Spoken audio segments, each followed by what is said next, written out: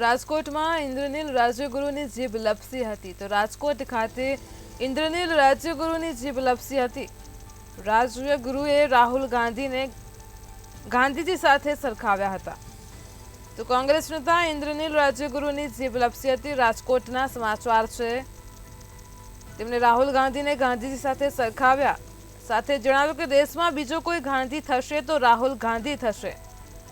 ઇન્દ્રનીલ રાજ્યગુરુએ રાહુલ ગાંધીને મહાત્મા ગાંધી સાથે સરખાવ્યા હતા। રાજકોટ ખાતે તેમની જીભ લપસી હતી તો ગાંધીજીમાં તો ક્યાંક લુચ્ચાઈ હતી, પણ આ માણસ તો સાવ નિખાલસ છે।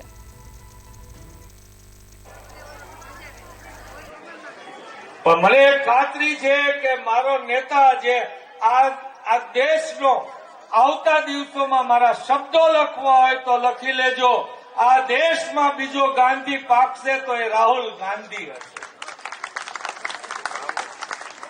એક સચ્ચાઈના રસ્તે ગાંધીજીમાં તો ક્યાંક ઊંચાઈ હતી, આ તો માણસ સંપૂર્ણપણે નિખાલસ માણસ અને એકદમ અણીસીક સાચો માણસ, જેને પપ્પુ ઠેરવવાનો પ્રયત્ન કર્યો ને એના માટે અબજો કરોડો રૂપિયા વાપર્યા અને એ અડાગ લઈને લડ્યા અને આજે દેશ એને સ્વીકારે છે કે નહીં, માણસ બરાબર છે।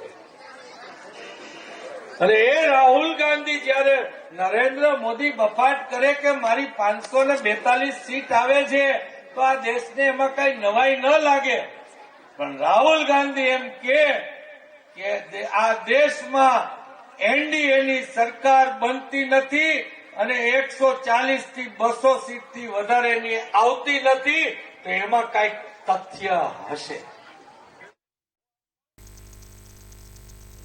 ઇન્દ્રનીલ રાજ્યગુરુએ રાહુલ ગાંધીને મહાત્મા ગાંધી સાથે સરખાવ્યા હતા તો રાજકોટ ખાતે ઇન્દ્રનીલ રાજ્યગુરુની જીભ લપસી હતી।